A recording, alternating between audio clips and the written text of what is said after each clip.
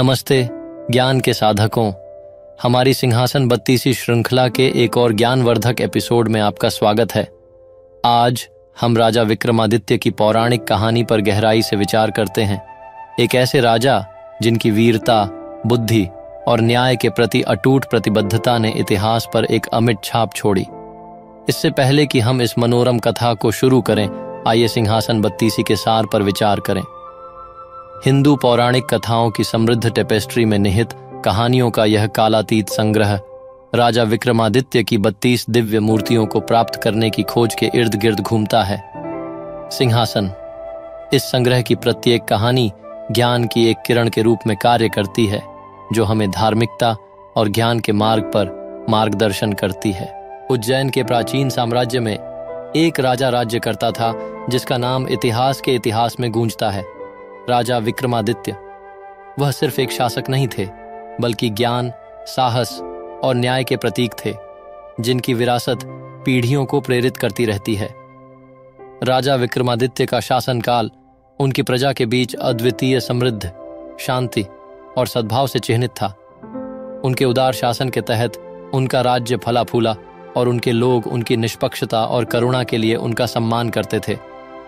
हालांकि राजा विक्रमादित्य की असली ताकत का परीक्षण तब हुआ जब दिव्य ऋषि नारद उनके दरबार में पहुंचे। नारद, जो अपनी बुद्धिमत्ता और दूरदर्शिता के लिए जाने जाते थे, ने राजा को दिव्य सिंहासन के लिए उनकी योग्यता का आकलन करने के लिए कई चुनौतियां पेश कीं। पहली चुनौती की मांग थी कि राजा विक्रमादित्य अपनी तीव्र बुद्धि और समस्या सुलझाने के कौशल का प्रदर्शन करें। चतुर निर्णय और चतुर रणनीतियों के साथ राजा ने अपने तेज दिमाग और रणनीतिक कौशल का प्रदर्शन करते हुए नारद द्वारा प्रस्तुत जटिल पहेली को सफलतापूर्वक पार कर लिया।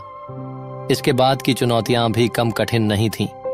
राजा विक्रमादित्य को उन परीक्षणों का सामना करना पड़ा जिन्होंने उनके साहस, सत्यनिष्ठा और न्याय के प्रति प्रतिबद्धता की परीक्षा ली। प्रत्येक परीक्षण में उन्होंने धार्मिकता और निष्पक्षता को बरकरार रखा, नश्वर और दिव्य दोनों प्राणियों की प्रशंसा अर्जित की।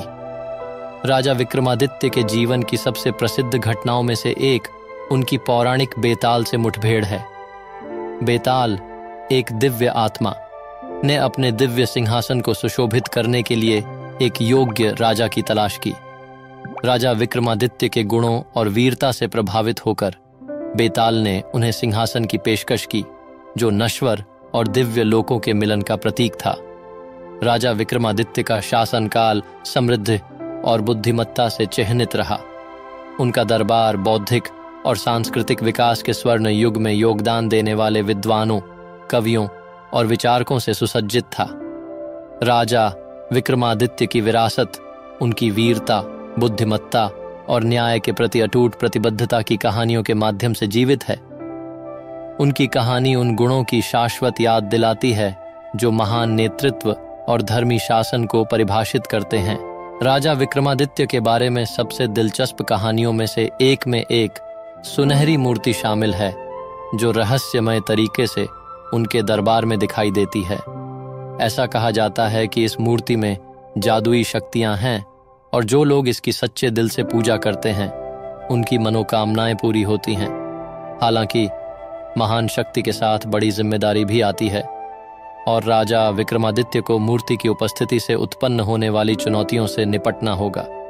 जैसे ही सोने की मूर्ति के बारे में बात फैली, दूर दूर से लोग राजा के दरबार में आशीर्वाद और कृपा मांगने के लिए आने लगे।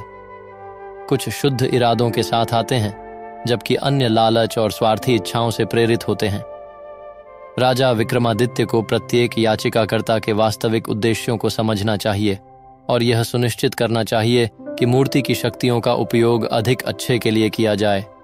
परीक्षणों और नैतिक दुविधाओं की एक श्रृंखला के माध्यम से राजा विक्रमादित्य अपनी बुद्धिमत्ता, निष्पक्षता और करुणा का प्रदर्शन करते हैं। वह निस्वार्थता, सत्यनिष्ठा और लालच के परिणामों के बारे में मूल्यवान सबक सिखाता है।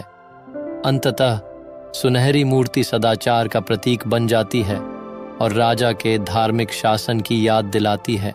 हम राजा विक्रमादित्य की कहानी से सीखते हैं ईमानदारी और न्याय। चुनौतियों के सामने न्याय और निष्पक्षता के प्रति राजा विक्रमादित्य की अटूट प्रतिबद्धता नेतृत्व में ईमानदारी के महत्व का उदाहरण देती है। यह कहानी कठिन परिस्थितियों में भी धार्मिकता और निष्पक्षता को बनाए रखने के मूल्य पर जोर देती है। बुद्धि और नेतृत्व। राजा की तीव्र बुद्धि, रणनीतिक सोच और समस्या समाधान क्षमताएं नेतृत्व में बुद्धि के महत्व को दर्शाती हैं। राजा विक्रमादित्य के बुद्धिमान निर्णय और विवेकपूर्ण कार्य शासन में बुद्धि और दूरदर्शिता की शक्ति के प्रमाण के रूप में काम करते हैं। साहस और लचीलापन। अपने सामने आए सभी परीक्षणों के दौरान राजा विक्रमादित्य ने अत्यधिक साहस और लचीलेपन का प्रदर्शन किया। विपरीत परिस्थितियों का साहस के साथ सामना करने और चुनौतियों से मजबूत होकर उभरने की उनकी क्षमता बाधाओं पर काबू पाने में लचीलेपन के महत्व की याद दिलाती है। विनम्रता और करुणा।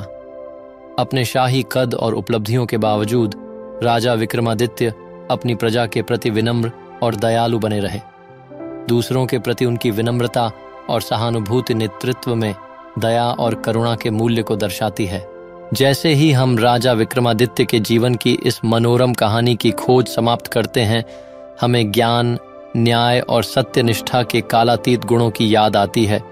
ये कहानियां न केवल मनोरंजन करती हैं बल्कि मूल्यवान सबक भी देती हैं जो पीढ़ियों तक गूंजती रहती हैं।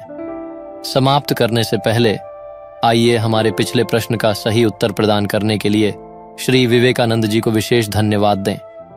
आपका ज्ञान और उत्साह वास्तव में सराहनीय है, श्री विवेकानंद जी। अब उस प्रश्न के उत्तर के लिए जो हमने पहले पूछा था, वह वन जहां श्री राम और लक्ष्मण ने अपने वनवास के दौरान माता सीता की खोज की थी, वह कोई और नहीं बल्कि दंडक वन है। यहाँ आपका अगला प्रश्न है, महाकाव्य रामायण में जटायु के भाई का नाम क्या है?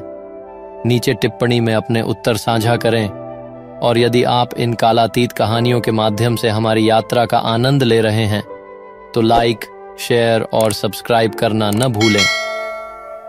अधिक पौराणिक अंतर्दृष्टि और दिलचस्प प्रश्नों के लिए हमारे चैनल पर बने रहें, क्योंकि हम हिंदू पौराणिक कथाओं की दुनिया में गहराई से उतरेंगे और अधिक आकर्षक कहानियों को उजागर करेंगे।